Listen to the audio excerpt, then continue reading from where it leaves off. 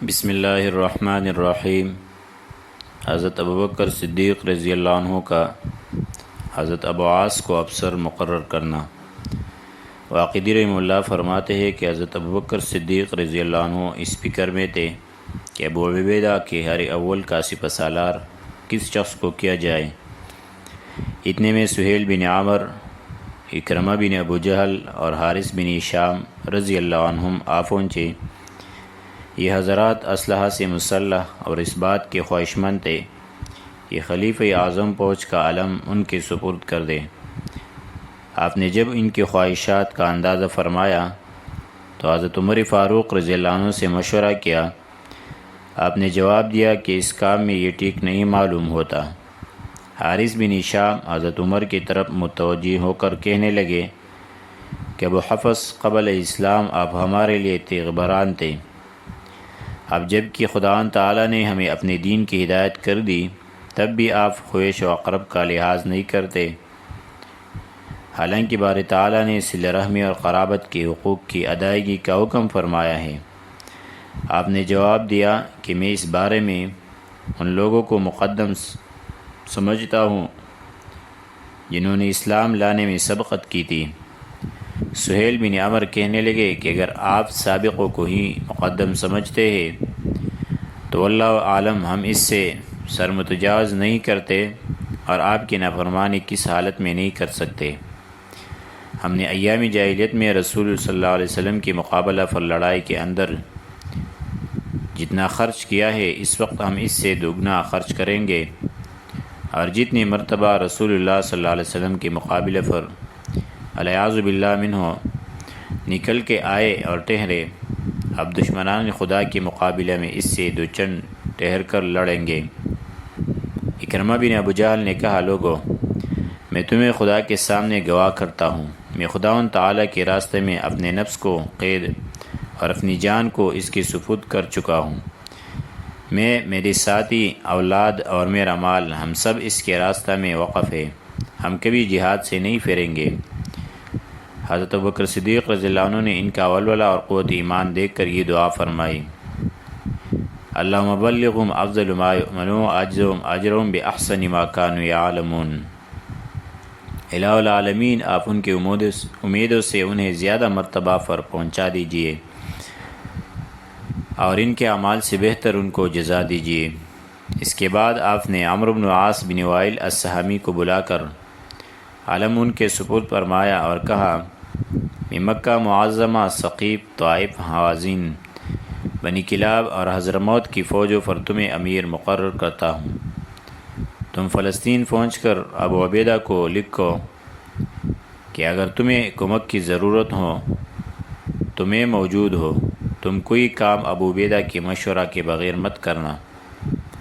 اب تم رخصت ہو جاؤ، خداوند تعالیٰ جل مجدہ تمہارے اور ان کے ارادوں میں برکت عطا فرما دے۔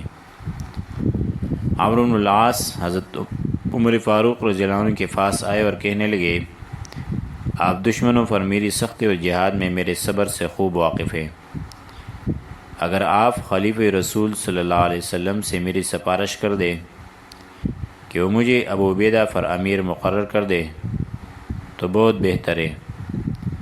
رسول اللہ صلی اللہ علیہ وسلم کے نزدیک جو کچھ میرا مرتبہ تھا اس سے بھی آپ بخوبی واقف ہے، اور مجھے خداوند تعالیٰ سے امید بھی ہے کہ وہ میرے ہاتھ پر فتح دیں گے اور دشمنان دین کو ہلاک کر دیں گے۔ حضرت عمر فاروق رضی اللہ عنہ نے فرمایا، جو کچھ تم کہہ رہے ہو یہ صحیح ہے، میں تمہیں جھوٹا نہیں سمجھتا، مگر میری یہ خوشی نہیں ہے کہ تم ابو عبیدہ پر حاکم ہو کر جاؤ۔ میرے نزدیک ابو عبیدہ کا مرتبہ تم سے بڑا ہوا ہے، نیز سبقت اسلام میں بھی انہوں نے تم سے فعل کی تھی۔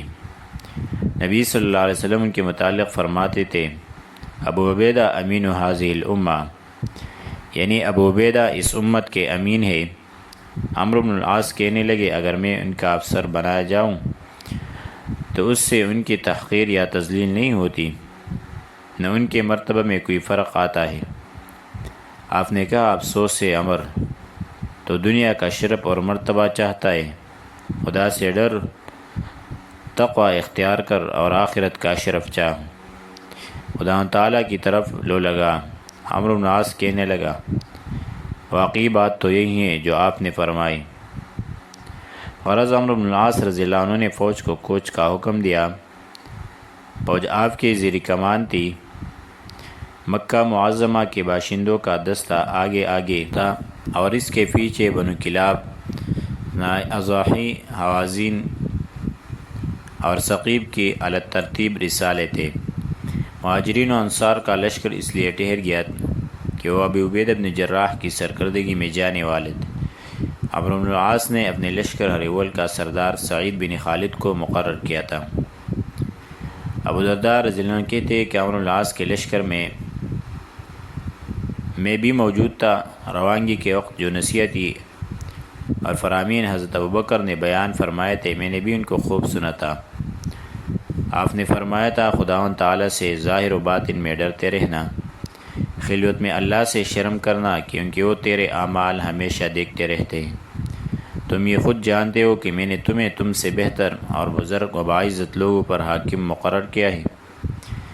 آخرت کے لیے کام کرو، اپنے اعمال سے اپنے مولا یعنی باری تعالیٰ کو خوش رکھو، اپنے ساتھیوں پر باپ جیسی شفقت کرو، چلنے میں جلدی اور بھاگ دوڑ مت کرو، ساتھیوں کے خیرگراں رہو، ان میں ہر طرح کے لوگ موجود ہیں، ضعیف و ناتواں بھی ہے اور تم کو دور کا سفر درپیش ہے۔ اللہ تبارک و تعالیٰ اپنے دین کے ناصر ہے، اس کو تمام ادیان پر قوت دیں گے، اگرچہ مشرکین کو یہ ناگوار معلوم ہے۔ جس وقت تم اپنے اس لشکر کو لے چلو تو جس راستہ سے یزید بن ابی سفیان، ربیعہ بن عامر اور شلجید بن حسنہ رضی اللہ عنہ گئے ہیں، اس راستہ کو مت جاؤ بلکہ ایلا کے راستہ سے جاؤ، انشاءاللہ تعالیٰ فلسطین پہنچ جاؤ گے۔ وہاں پہنچ کر مخبر اور جاسوس مقرر کر کے ابو عبیدہ کے تمام حالات معلوم کرتے رہنا۔ اگر وہ اپنے دشمنوں پر ظفر یاب اور فتح من ہو تو تم فلسطین میں ہی دشمنوں سے لڑنا، اور اگر انہیں تمہاری امداد اور کمک کی ضرورت ہو تو ان کی کمک کے واسطے یقیب آدیگری، سہیل بن عامر، اکرمہ بن ابی جہل، حارث بن شام اور سعید بن خالد کے زیر کمان لشکر روانہ کرتے رہنا۔ اور جس کام پر میں تمہیں مقرر کرتا ہوں اس میں کس طرح کی سستی اور تغافل نہ کرنا، کاہلی سے جس قدر ممکن ہو بچنا، دشمن کی زیادہ فوج دیکھ کر یہ نہ کہنا کہ ہمیں ابوبکر بن قحافہ نے دشمن کے ایسے نرغے میں پھانس دیا اور اتنی بڑی فوج کے مقابلے میں بھیج دیا کہ جس سے لڑنا ہماری قوت سے باہر ہے، کیونکہ عمر تم بہت جگہ دیکھ چکے ہوں کہ بسا اوقات ہم باوجود قلت تعداد کے مشرکین کے بے شمار فوجوں سے لڑ پڑے ہیں۔ واقعی جنگ خیبر بھی تمہیں یاد ہوگا اور مسلمانوں کی فتح بھی آنکھوں کے سامنے پھرتی ہوگی۔ اے عمر، مہاجرین و انصار، اہل بدر تمہاری معیت میں ان کی تعظیم و تکریم کرنا، ان کے حقوق کو پہچانا، ان پر اپنی حکومت کے گھمنڈ سے کس طرح کی تعدی نہ کرنا، نہ اپنے دل میں کس طرح کا تکبر کرنا کہ مجھے ابوبکر نے چونکہ ان پر حاکم مقرر کر دیا ہے لہٰذا میں ان سے بہتر ہوں۔ نفس کے فریبوں سے بچنا، اپنے آپ کو مثل ان کے ایک سپاہی سمجھنا، جس وقت کوئی کام درپیش ہو ان سے مشورہ کیا کرنا۔ نماز سب سے بڑی چیز ہے، اس کا خاص انتظام رکھنا، جس وقت نماز کا وقت ہو فوراً اذان کہلانا، کوئی نماز بغیر اذان کے نہ پڑھنا، جس وقت تمام لشکر اذان کو سن چکے تب آ کر نماز پڑھنا۔ لشکر میں سے جو حضرات تمہارے ساتھ باجماعت نماز ادا کرے گے تو بہت افضل ہوگا، اور جو شخص اپنی قیام گاہ پر خیمے میں ہی پڑھ لے گا اس کو بھی نماز کا پورا ثواب ہوگا۔ الچیوں کی بات خود سننا، دوسرے پر نہ ٹالنا، دشمن سے ہمیں ڈرتے رہنا، اپنے ساتھیوں کو قرآن شریف کی تلاوت کی تاکید کرتے رہنا، محافظ اور نگہبان باری باری سے مقرر کرنا، پھر تم ہمیشہ ان پر محافظ رہنا، رات کو اپنی ہمراہیوں کے ساتھ زیادہ بیٹھنا، جب کسی کو کوئی سزا دو تو زیادہ سختی نہ کرنا، اتنی مہلت اور ڈیل بھی نہ دینا کہ خود تجھ پر ہی دلیر اور شیر ہو جائے۔ جب تک ممکن ہو کسی کو دورے نہ لگانا کیونکہ خوف ہے کہ وہ بھاگ کر دشمن سے جا ملے اور تمہارے مقابلے پر اس کو کمک پہنچا دے۔ کسی شخص کے راز کی فرد داری نہ کرنا اور محض ظاہری باتوں پر اکتفا کرنا۔ اپنے کام میں کوشش کرنا، دشمن سے مقابلے کے وقت خداوند تعالیٰ کی تصدیق کرنا، بات میں ہمیشہ وصیت کو مقدم رکھنا۔ ساتھیوں کو اس بات کی تاکید رکھنا کہ وہ کسی کام میں غلو اور زیادتی نہ کرے، اور اگر کرے تو انہیں اس کی سزا دینا۔ جس وقت اپنے ساتھیوں کو نصیحت کرو تو مختصر نصیحت کرنا، اپنے نفس کی اصلاح کرنا تاکہ تمہاری رعایا کی اصلاح رہے۔ رعیت کی بنسبت بادشاہ اپنے فعل و عمل میں باری تعالیٰ سے زیادہ مقرب ہوتا ہے۔ میں نے تمہیں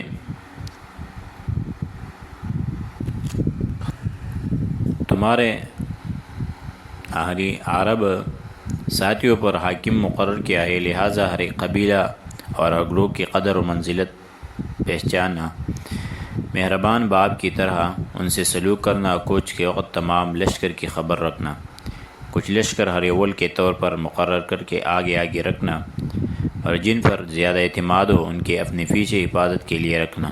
جس وقت دشمن سے مقابلہ ہو جائے تو صبر کرنا، استقلال رکھنا، پیچھے نہ ہٹنا تاکہ تمہاری بزدلی اور ذوق و عاجزی نہ ظاہر ہو۔ قرآن شریف کے پڑھنے کی ساتھیوں کو تاکید رکھنا کہ بالالتزام پڑھیں۔ زمانے جاہلیت وغیرہ کے ذکر و اذکار سے ساتھیوں کو روکنا کیونکہ اس سے آپس میں دشمنی پیدا ہوتی ہے۔